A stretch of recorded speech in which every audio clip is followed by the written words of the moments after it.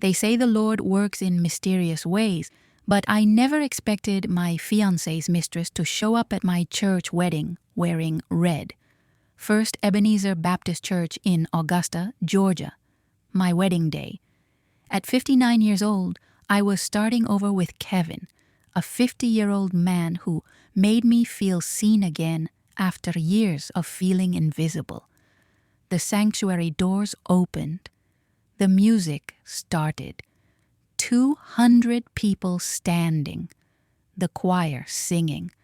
Kevin at the altar, looking handsome in his gray suit, smiling at me. And then I saw her, a woman I'd never seen before, around 30-something, gorgeous, walking through the side door of the church, wearing a screaming red dress, bright red, deep neckline, tight on her body, with a slit up the thigh. Red like you wear when you want to be noticed, when you want to make a scene, when you want to disrespect everything that's sacred about a church wedding. She didn't slip in quietly at the back like someone who showed up late would. Nope. She walked down the side aisle, in a hurry, staring straight at the altar, staring straight at Kevin, and then I saw his face. Kevin saw me coming toward the altar, but his eyes shifted. Just for a second, but I saw it. He saw her, and the expression on his face changed. The smile froze. His eyes went wide.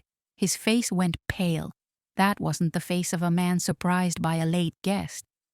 It was the face of a man who'd just seen his worst nightmare coming true. Before we continue this story, subscribe to the channel and hit that bell so you don't miss any episodes. Leave your like and comment down below where you're watching from. Now let's continue, because I've got a lot stuck in my throat. Right when I took my third step down the church aisle, the side door opened and she walked in. A woman I'd never seen in my life. 30-something, tops, gorgeous, slim, smooth brown skin, curly hair loose on her shoulders falling perfectly, and wearing a red dress.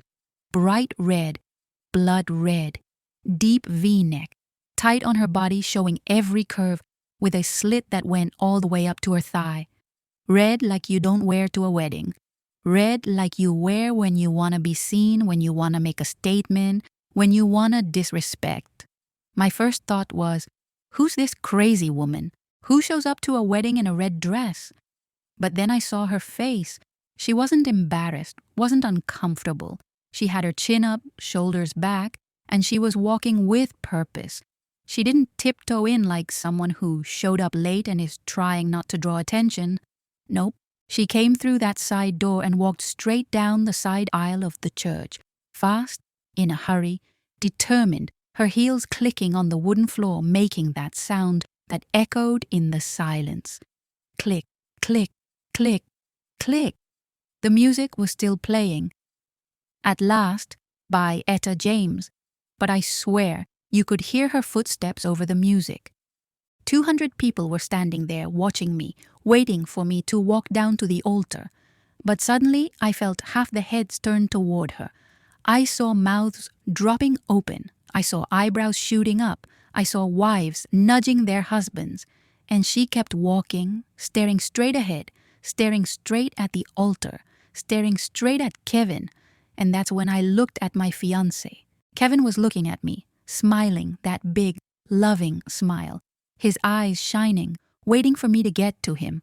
But then, his eyes shifted. Just for 2 seconds, he looked at her. And y'all, I saw everything change on that man's face. The smile froze, just froze on his face, like someone had hit a pause button. His eyes went wide, his mouth opened slightly, and the color drained. The color drained from his face so fast that, for a second, I thought he was gonna pass out right there at the altar. He went white, white as wax, like paper, like a ghost. His hands, which had been relaxed at his sides, suddenly clenched into fists. I saw it. I was still far away, but I saw it. My stomach turned.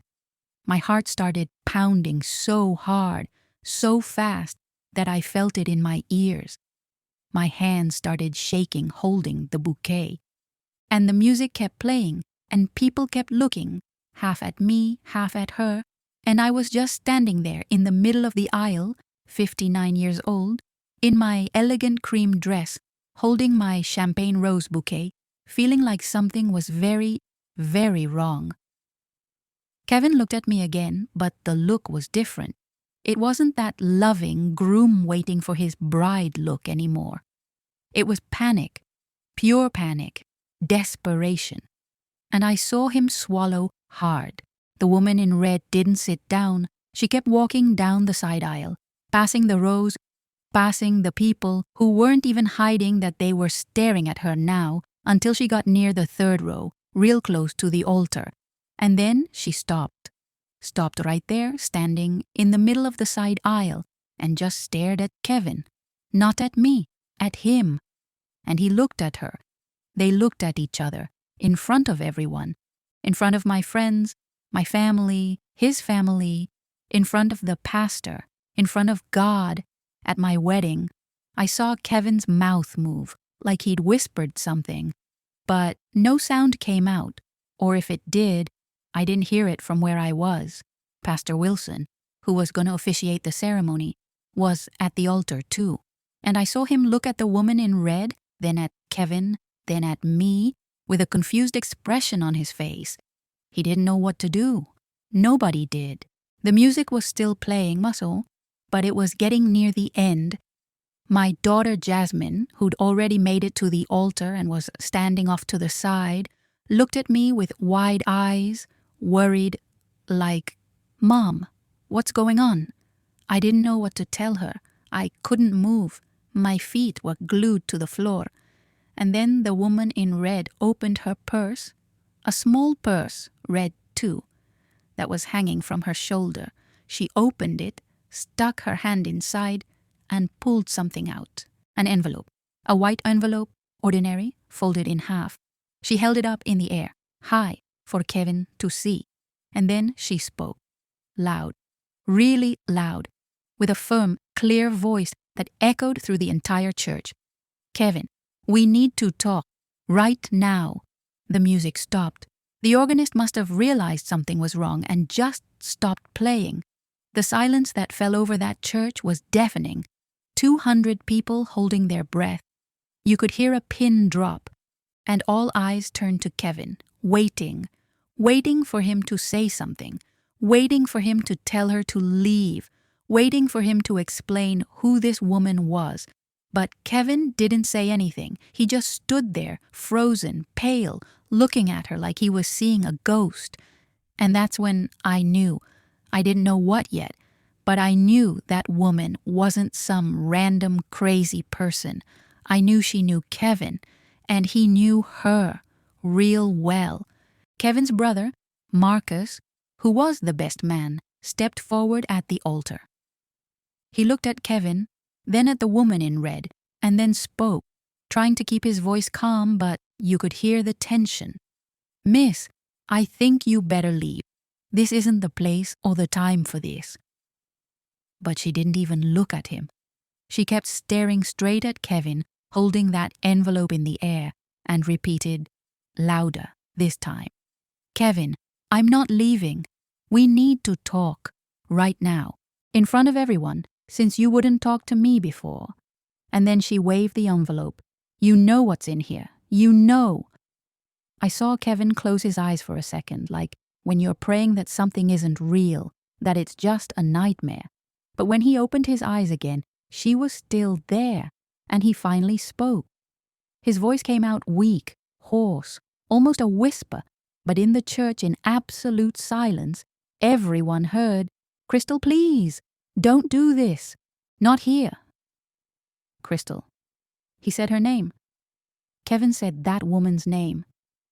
And the way he said it, with so much familiarity, with so much fear, made me feel like someone had punched me in the stomach. My legs went weak. I grabbed onto Kevin's brother, Michael, who was at my side ready to walk me down to the altar, but now was holding me up so I wouldn't fall. "You know her?" I asked Kevin, my voice coming out louder than I meant it to. "Kevin, who is this woman?" But before he could answer, Crystal answered for him. She turned to me, looked me straight in the eyes for the first time, and I saw so much pain on her face, but also so much anger, so much desperation. "Who am I?" she said, and let out a bitter laugh. "I'm his girlfriend. For 3 years. 3 years, Mom. And I'm pregnant." The entire sanctuary exploded. There's no other word for it. People started talking all at once. Muffled shouts, shocked whispers. Someone let out a, "Good Lord." Another person said, "I don't believe it." I heard my Aunt Joyce yell, "Jesus Christ," from the other side of the church, but I couldn't move, couldn't process what she'd just said. Girlfriend, 3 years, pregnant. The words echoed in my head, but didn't make sense. Kevin and I had been together for 2 years. 2 years. We'd met at church, at a community dinner in June 2017. We started dating in August, got engaged in December 2018. How could he have a girlfriend for 3 years if we'd been together for 2? The math didn't add up, unless he'd been with her before he met me and continued. Unless he'd been with both of us at the same time, me and her, this whole time. "That's a lie," I heard Kevin say, finally snapping out of his shocked state. He came down from the altar, took 3 steps toward her, hands raised like surrender. "Crystal, that's a lie. You're lying. I broke up with you. You know I broke up with you." "Broke up," he said, "broke up." He didn't deny that he'd been with her. He didn't say, "I don't know this woman." He said broke up, like that was normal, like that was acceptable. "You broke up with me by text." "Kevin," Crystal shouted back, and now she was crying, tears running down her face, but her voice still strong. "By text. After 3 years. 3 weeks ago. You just said you'd met someone else and were getting married and blocked my number. 3 weeks ago.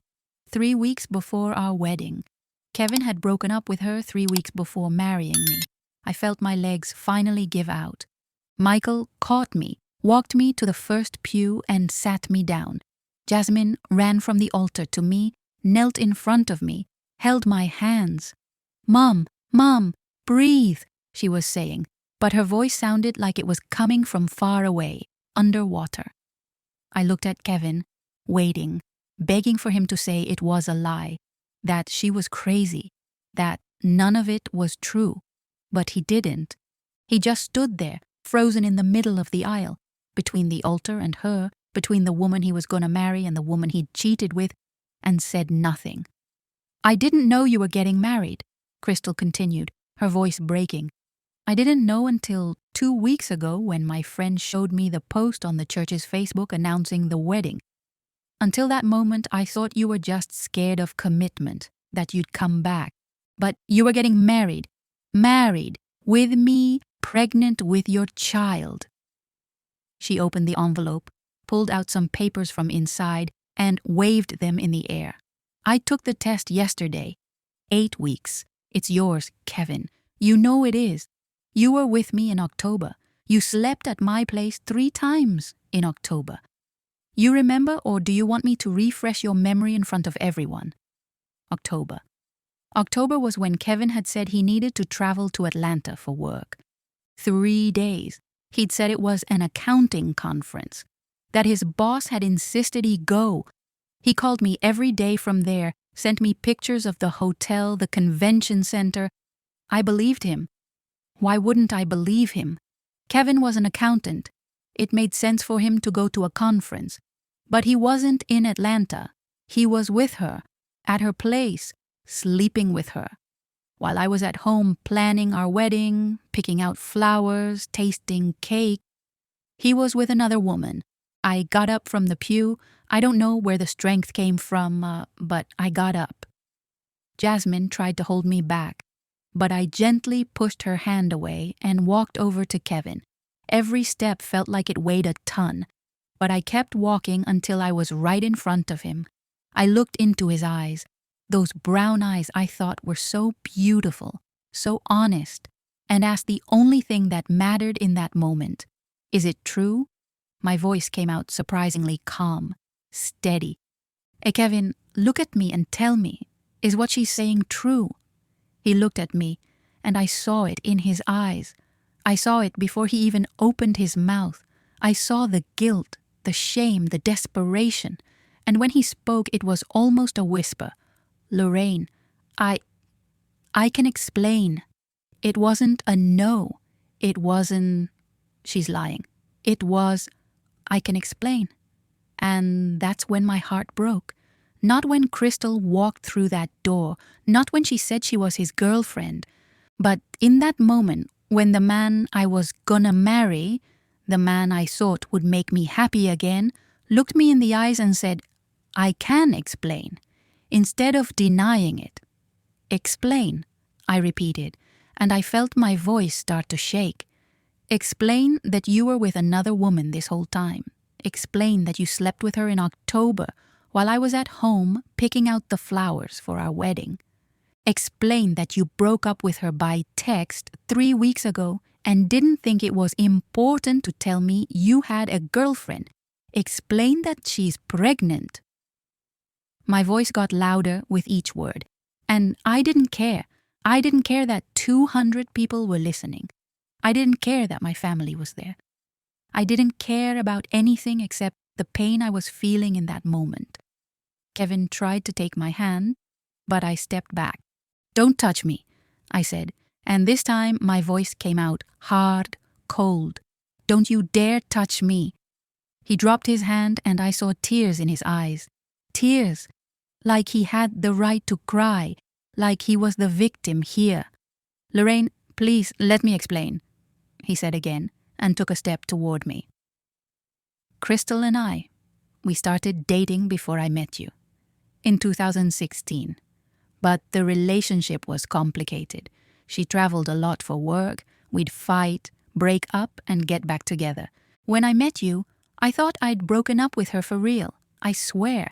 But she came back, and I had a weak moment. Had a weak moment. That was the phrase he used. Had a weak moment. Like being with 2 women at the same time for 2 years was just a moment of weakness. Like lying to me every day, every night, every time he told me he loved me was just a slip-up. "You had a weak moment," I repeated, feeling anger start to replace the pain. "For 2 years? You had a weak moment for 2 whole years."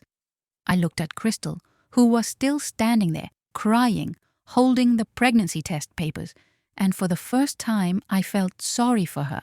Not angry, sorry, because she'd been deceived too. She'd believed him too. "Did you know he was with me?" I asked her, my voice softer now. Crystal shook her head, wiping her tears with the back of her hand. "No," she said, sniffling. "I didn't know. He never mentioned you. Never. He'd say he was busy with work. That's why we didn't see each other every week. But he'd come to my place. We'd go out. He'd sleep over. I met his family. His mother knows me." And with that, she looked back, to the right side of the church, where Kevin's family was sitting.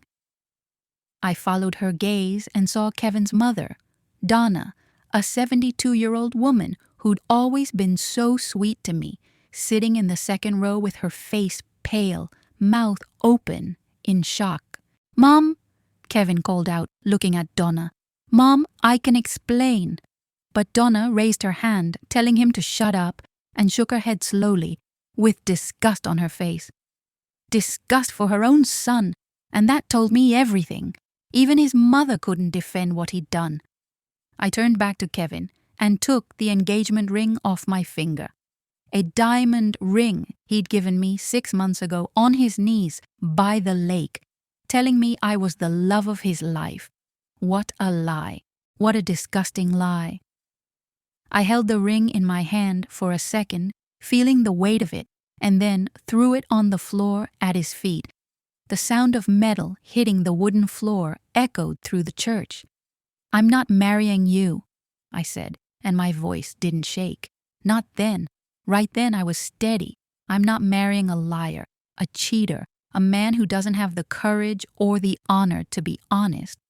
I looked at Crystal. And you deserve better than this too. You and that baby deserve better than a man who breaks up by text. And then I turned around, grabbed the hem of my dress, and started walking back down the aisle. I walked down that aisle with my head held high, even with tears starting to run down my face, even with my heart shattered, even feeling like I was gonna fall apart any second. Jasmine ran after me, caught up with me, grabbed my arm. "Mom, I'm here," she whispered. "I'm with you." And we walked out of that church together, leaving Kevin, Crystal, the guests, the pastor, everything behind. I heard voices behind me, people talking, Kevin calling out to me, but I didn't look back, not once. When we passed the last rows, I saw Derek, my son, sitting there with that Brianna. And for the first time in years, I saw an expression on his face that wasn't indifference. It was shock. It was concern. He stood up when I walked by, opened his mouth like he was gonna say something, but Brianna pulled him back down onto the pew, and I kept walking. Outside, the May sun was shining. It was a beautiful day, blue sky, not a cloud in sight, the kind of perfect day for a wedding, but my wedding had ended before it even started. I stopped on the church steps, took a deep breath, trying not to fall apart right there in front of everyone who was gonna start coming out. Jasmine hugged me, held me tight, and I finally let the tears really fall. I cried there in my daughter's arms, in my wedding dress, on what should have been the happiest day of my new life. But instead of happiness, all I felt was shame, humiliation, and a pain so deep I didn't know if I was ever going to recover from it. In the days that followed, I didn't leave the house, literally. Jasmine stayed with me the first 3 days, sleeping in the guest room, bringing me food I barely touched, keeping me company while I lay on the couch staring at the wall. She canceled the honeymoon, 5 days in Savannah that Kevin had booked at a historic hotel. She called all the vendors, the caterer, the photographer, the DJ for the reception that never happened. She returned the gifts that some people had already dropped off at the church. She did all of that while I couldn't even get out of bed. Kevin called 47 times on the first day. I know because Jasmine told me she'd answer and hang up on him. On the second day, he showed up at my door. I heard the doorbell ring, heard his voice out there begging me to open up, saying he needed to talk, that he could explain everything. Jasmine opened the door just a crack and said, with a coldness I'd never heard in my daughter's voice, "If you don't leave right now, I'm calling the police. Leave my mother alone." He tried to argue, but she slammed the door in his face, and still he stayed out there for another 20 minutes, knocking, begging, until he finally left. On the third day, my friend Paulette, one of the few close friends I had, showed up with a casserole of roasted chicken and rice. She hugged me and cried with me. Didn't say those empty things people say like, "You'll be okay," or "It happens." She just sat there next to me, holding my hand, letting me cry. And when I could finally speak, I said the thing that was eating me up inside. "Paulette, I'm so stupid. How did I not see it? How did I not notice?" And she shook her head and said, "Because you trusted him, Lorraine. Because when you love someone, you believe them. That doesn't make you stupid. That makes you human." But I felt stupid. I felt like an idiot. Because now, looking back, the signs were all there. The times Kevin said he'd work late but came home smelling like different perfume. The times his cell phone rang and he'd leave the room to answer. The times he'd cancel our plans last minute because something came up at work. The business trips that seemed way too frequent. I justified everything, believed every lie, because I wanted to believe. Because, after years of feeling alone and invisible, Kevin had made me feel special again, and I'd held on to that feeling so tight that I ignored everything that didn't make sense. On the fourth day, Derek showed up. I heard the doorbell, heard Jasmine open the door, and then heard his voice. I need to see my mom." Jasmine hesitated. I heard it in her tone, but then she let him in. Derek walked into the living room, and for the first time in 4 years, since he married Brianna, I saw my son actually looking at me. Not that quick, polite glance of someone going through the motions, but really seeing me.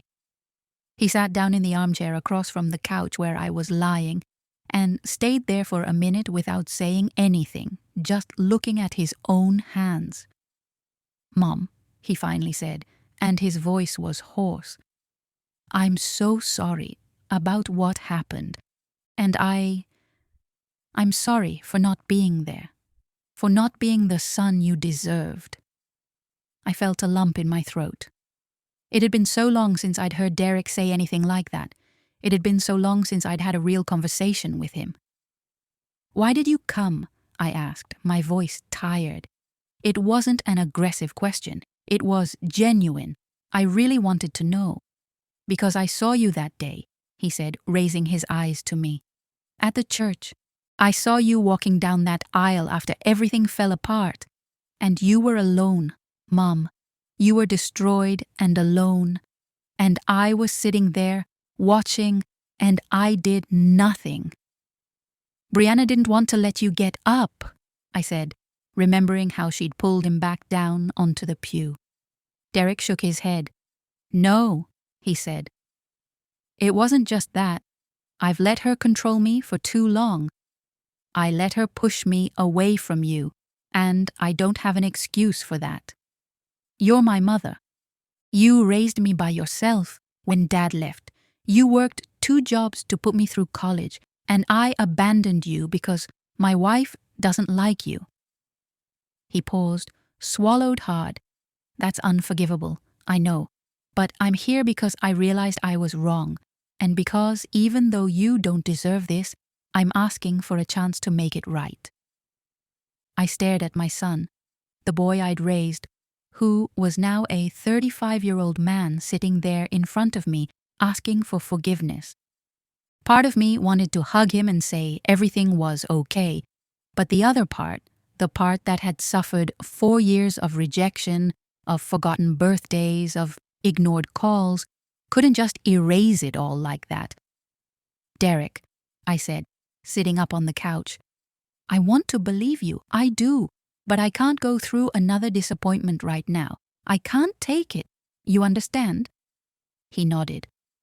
"I understand," he said, "and I'm not asking you to trust me right away. I'm asking for a chance to prove I've changed." Jasmine, who was leaning against the doorframe, listening to everything, crossed her arms. "You said that to her before, Derek," she said, her voice hard. "On her birthday 2 years ago, you promised you'd be more present. Then you disappeared again." Derek looked at his sister.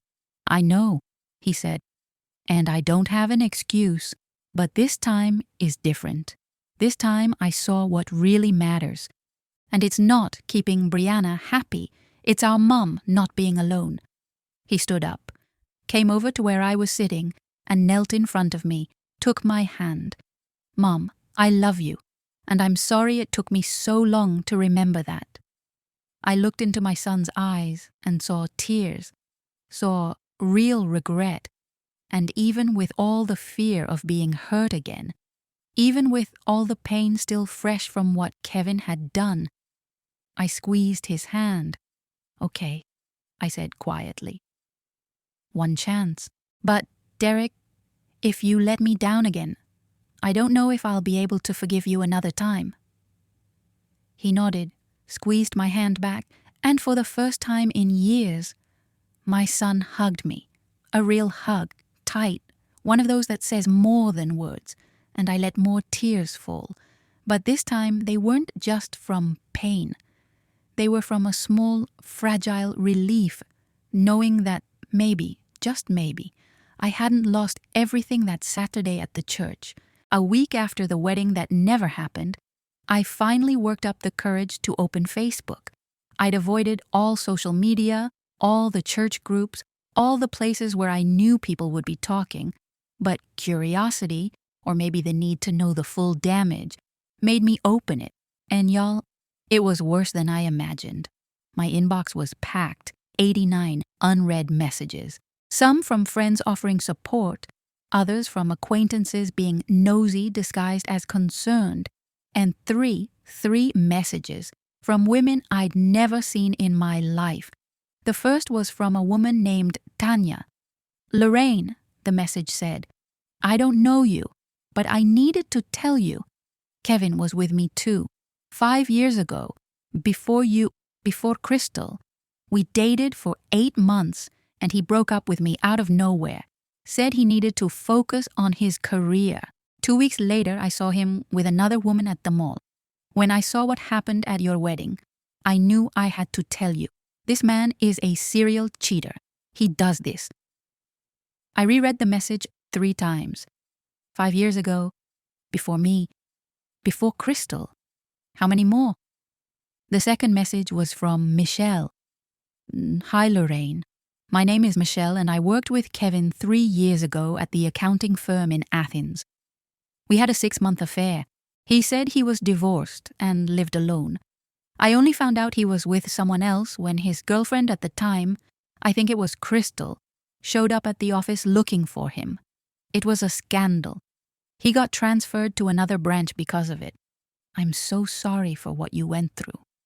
You deserve to know who he really is." 6 months. While he was with Crystal. My God, the third message was the most recent, sent just 2 hours earlier. It was from a woman named Shanice. "Lorraine, I saw what happened at the church because my cousin was there as a guest. I needed to tell you that Kevin and I were together for 4 months last year, September through December 2018. He said he was single. We met at a bar in Augusta, and he'd take me to dinners, hotels, everything. Then in December, he just stopped answering my messages, blocked me from everything. Now I understand why. He'd just gotten engaged to you." December 2018, the month he proposed to me. The month I thought was the happiest of my life. He was with another woman. I dropped the phone on the couch and put my hands over my face. How many women? Crystal, Tanya, Michelle, Shanice. 4 that I knew about. 4 who'd had the courage to tell me. How many more were out there who didn't say anything? How many more had he deceived, used, thrown away? I felt sick. Literally sick. I ran to the bathroom and threw up. Everything I'd managed to eat at breakfast came out. I stayed there, kneeling on the cold bathroom floor, shaking, crying, feeling like my body was rejecting not just the food but all that disgusting information. Jasmine found me there 15 minutes later. She helped me up, took me back to the bedroom, laid me down on the bed. "What happened?" she asked, worried. I just pointed at the phone on the couch. She picked it up, read the messages, and I saw her face change. Anger. Pure anger. "That son of a bitch," she whispered, but loud enough for me to hear. "That sick son of a bitch." She sat on the edge of the bed, held my hand. "Mom, you didn't deserve any of this. None of it." "I know," I wanted to say, but in that moment I couldn't even speak. I could only cry. That night, Derek came back. He'd started showing up every day since that first visit, bringing food, sitting with me, sometimes just being there in silence, keeping me company. Brianna didn't like it. He'd told me they were fighting about it, but he came anyway. When he arrived and saw my state, saw Jasmine telling me about the messages, he went white with rage. "Where does he live?" Derek asked, his voice low, dangerous. "Derek, no," Jasmine said immediately. "He's not worth it." But Derek shook his head. "He humiliated our mother in front of everyone, and now we find out he did this to other women too. He deserves to get his ass kicked. He deserves it, but you're not going to jail because of him," Jasmine said firmly. She looked at me. "Mom, say something." I forced myself to sit up in bed, wiped my tears. "Jasmine's right," I said, my voice weak but steady. He's not worth it, Derek. He's not worth you throwing your life away. Derek clenched his fists, but then took a deep breath and nodded. He came over to me, knelt by the side of the bed and said, "So what do you want to do? Because he can't get away with this, Mom. He can't." And that's when something changed inside me. In that moment, hearing my son defend me, seeing both my kids there ready to protect me, I felt a small spark of anger replace the sadness. Kevin had made me feel small, humiliated, invisible. He'd used me, used Crystal, Tanya, Michelle, Shanice, and probably dozens of other women. And he'd keep doing it if someone didn't stop him. "I want him to face the consequences," I said, surprised by the strength in my own voice. "I want everyone to know who he really is." Jasmine picked up my phone. "These women messaged you because they saw what happened. They saw you having the courage to walk down that aisle and out of that church. They saw you not accepting his excuses, and that gave them the courage to speak up." She looked at me. "Imagine how many other women there are that he deceived, but who are too scared to talk, who think they're the only ones, who blame themselves." I thought about Crystal, pregnant, humiliated, being blocked by text after 3 years. I thought about Michelle, finding out at work that he had another girlfriend. I thought about all of us.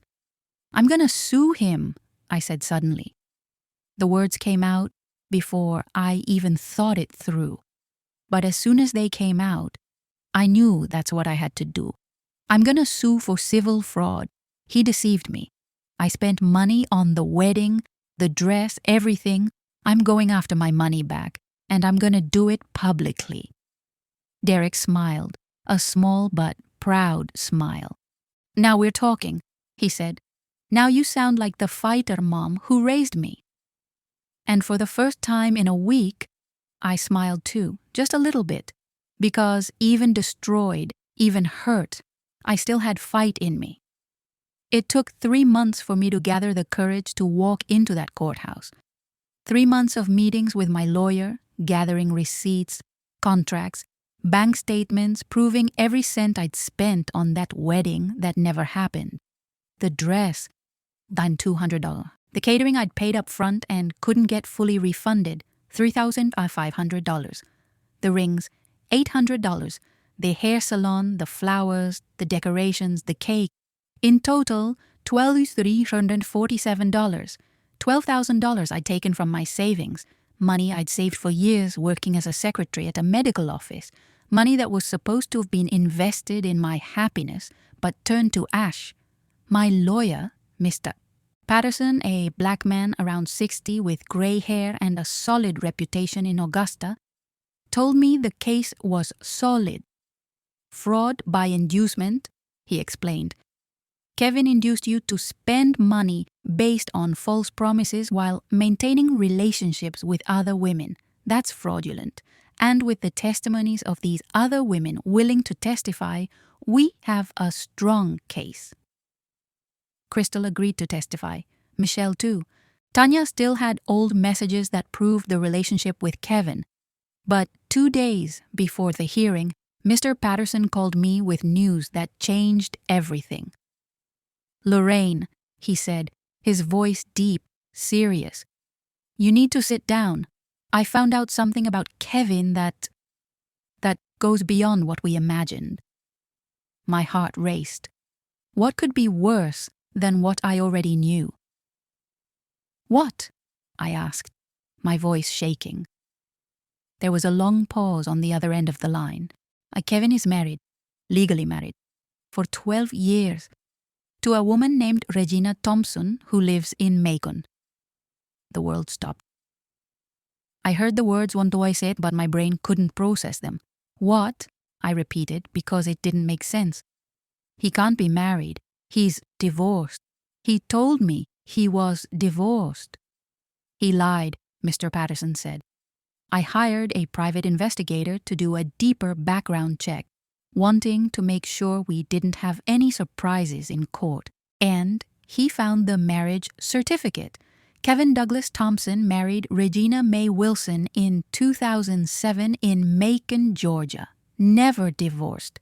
She still lives in the same house they bought together. She doesn't know about you, Lorraine.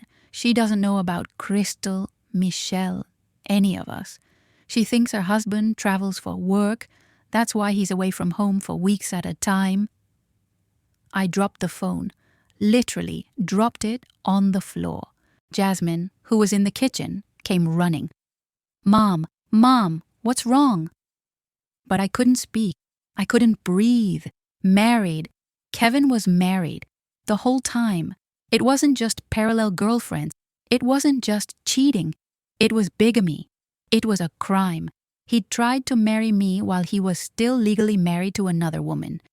If that ceremony had happened, if Crystal hadn't shown up, I would have become, what?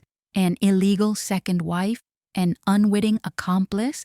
Jasmine picked up the phone from the floor, talked to Mr. Patterson, and I saw her face change the same way mine must have changed. She hung up, knelt in front of me, held my face with both hands. Mom, breathe with me. But I couldn't, because suddenly everything made sense. The constant trips, the weekends he said he needed to visit his sick mother in Macon, the fact that he never, ever took me to his place. We always stayed at my house. He said he was renovating his apartment. The calls he never answered in front of me. Everything was a lie. His entire life was a lie built to deceive multiple women. When Derek arrived that night and found out, he didn't say anything for 5 whole minutes, just stood there in the middle of the living room, processing, and then he said, his voice low and dangerous, "I'm going to kill him. I swear to God I'm going to kill that man." But this time I didn't stop him.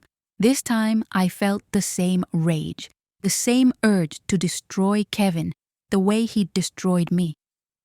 Jasmine had to physically hold Derek back to keep him from leaving the house. "No," she yelled.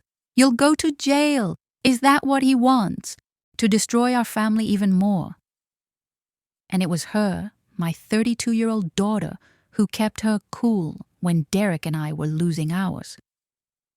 Mr. Patterson reached out to Regina. He had to. She needed to know.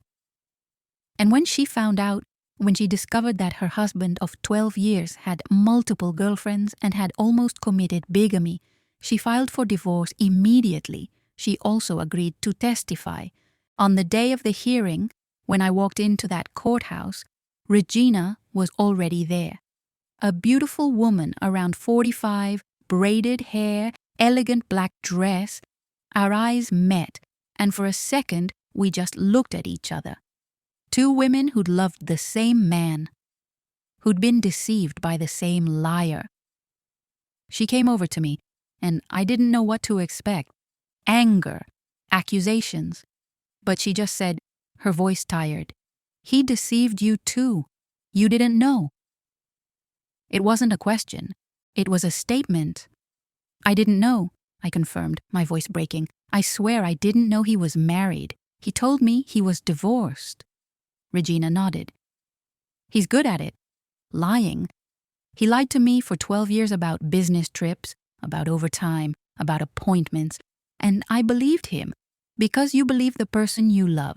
She paused. "But now he's gonna pay. For all of us."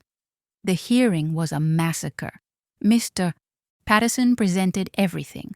The marriage certificate, the testimonies from all the women, the evidence of fraud, and now, the attempted bigamy. Kevin's lawyer tried to argue, but there was no possible argument. Kevin had committed a crime, marriage fraud, attempted bigamy.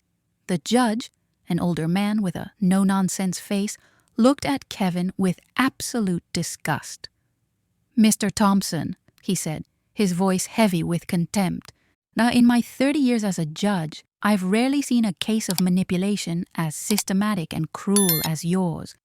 He ordered Kevin to pay restitution to me, to Crystal, and to Regina, over $50,000 in total. But more than that, He referred the case to the district attorney for possible criminal charges of fraud and bigamy. Kevin could get up to 5 years in prison. When the verdict was read, Kevin collapsed, literally collapsed in his chair, put his face in his hands and cried. But none of us felt sorry for him. Not me, not Crystal, who was pregnant with his child, not Regina, who'd wasted 12 years of her life, not Michelle, not Tanya. We only felt relief that finally, he was gonna pay. 6 months later, Kevin was sentenced to 3 years in prison. He tried to make a deal, tried to reduce the sentence, but the prosecutor was relentless. You systematically destroyed the lives of multiple women for over a decade, he said. 3 years is nothing. And it was. It was nothing. But it was something. It was justice, even if imperfect. Regina divorced, sold the house in Macon, and moved to Atlanta to start over. Crystal had the baby, a beautiful boy, and started a new life with her family's support. The other women moved on with their lives. And me, I'm here. I survived. At 60 years old, I learned that strength doesn't come from not falling. It comes from getting up after you fall. It comes from looking at the devastation of your life and deciding to rebuild anyway. My kids came back into my life. Derek completely. Jasmine more present than ever. I went back to church, made new friends, started therapy to process everything that happened. I still have bad days. Days where I wake up and still feel the humiliation of that day at the church. But I also have good days.